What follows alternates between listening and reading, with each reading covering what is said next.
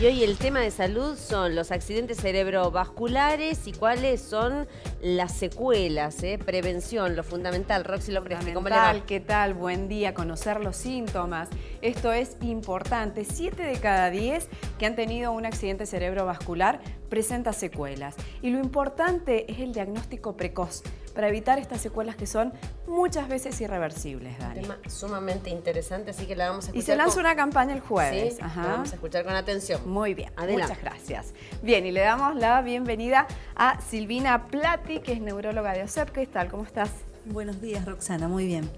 Comencemos explicando cómo se produce un accidente cerebrovascular y me gustaría que lo acompañáramos, Silvi, con imágenes y que vos vayas explicando lo que vemos a través de estas venitas que observamos allí. Perfecto. Los accidentes cerebrovascular constituyen un proceso súbito de golpe, siendo la mayor causa, siendo la mayor forma la isquémica, ¿sí? Ajá. Acá tenemos glóbulos rojos que no migran solos dentro de los vasos, esto constituye un vaso arterial, sino también lo hacen con placas de ateromas. Ajá. Cuando esto, que es la luz del vaso, se encuentra dañada, se acumulan y forman un trombo. De ese trombo se puede desprender un pequeño émbolo o puede venir directamente del corazón incluso, e impacta en zonas más delgadas, en arterias, constituyendo el accidente cerebrovascular más frecuente, que es el obstructivo, el isquémico.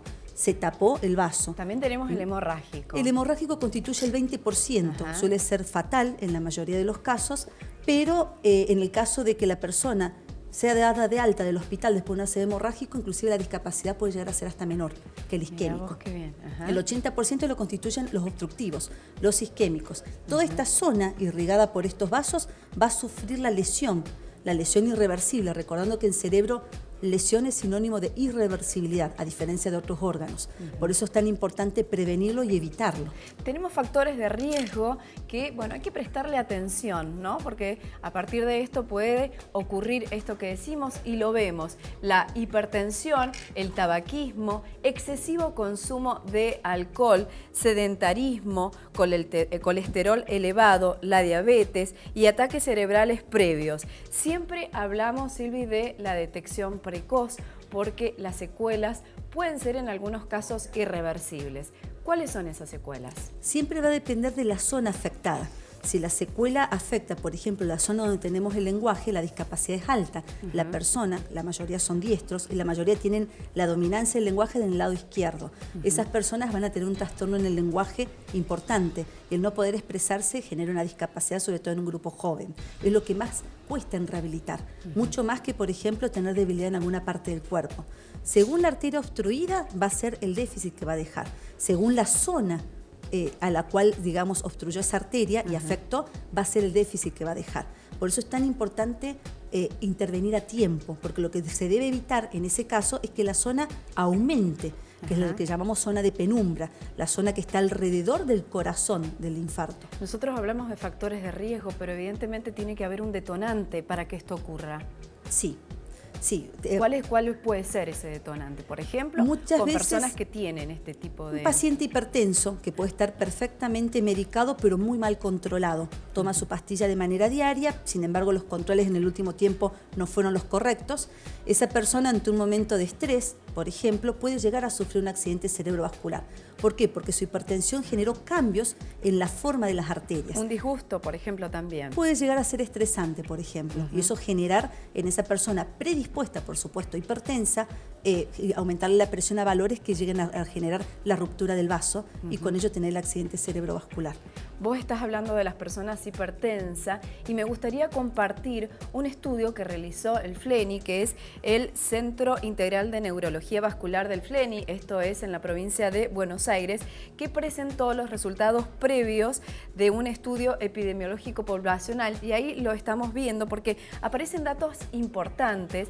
Los factores de riesgo principal: la hipertensión un 88%, la apnea obstructiva del sueño un 51%, y esto es nuevo y ya lo vamos a explicar con Silvina, y la dislipidemia en un 46%.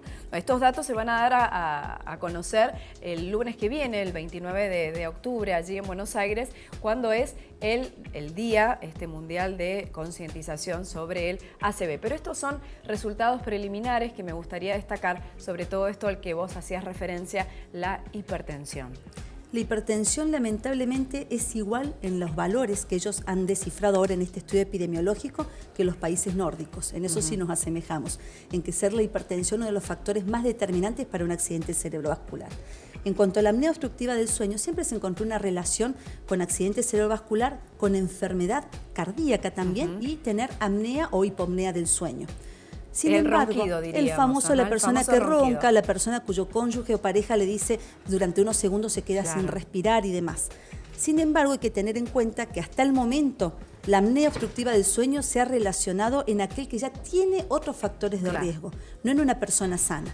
Ok. Es decir, una persona que no sea hipertensa, diabética, que no fume y demás, no han encontrado una relación íntima con la apnea hipopnea ¿Tenés y ACV. esto solo? Bueno, no hay que preocuparse. No, tal cual, pero hay que sí- ocuparse, pero en otro sentido, ¿sí? Para que no lo tenga. Exacto. Pero no es un factor de riesgo, sino tiene otros factores. Otros factores. ¿Y la dislipidemia? Este aumento de colesterol, aumento de triglicéridos, sobre todo el colesterol malo, LDL, suele ser muchas veces de origen familiar.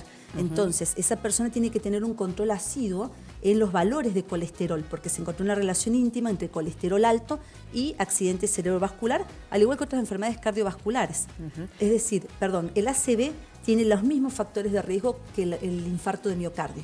Sabemos que van a lanzar a partir del jueves una campaña, OSEP, que está buenísima, te digo, que se llama Abrazo. Abrazo con H y con Con H y en este caso S. S, Sí. porque es habla, Brazo y sonrisa. sonrisa. Tal cual, que son los primeros 3 signos que cualquier persona, sin ser médico ni siquiera relacionado a la salud, puede encontrar en su familiar. Esta campaña se inició en Favaloro y se transmitió a nivel nacional, el famoso abrazo.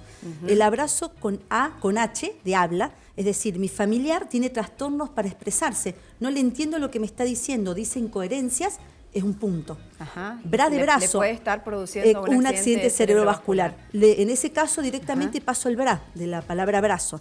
Le hago levantar los dos brazos, que la Sí. persona tenga, por ejemplo, los dos brazos así, en esta posición. Y veo que uno de los brazos cae, es otro punto que voy sumando. Bien. Ya voy llamando al servicio de emergencias. Bien. Y el so, de sonrisa, miro su cara, lo hago sonreír y voy a notar esa simetría en su sonrisa. ¿Se puede dar una o las 3? Se pueden dar de una a las 3. Cualquiera de las 3 es suficiente. Cualquiera, con que tenga una es suficiente para ser una persona con un código rojo para que la atención sea rápida a nivel hospitalario.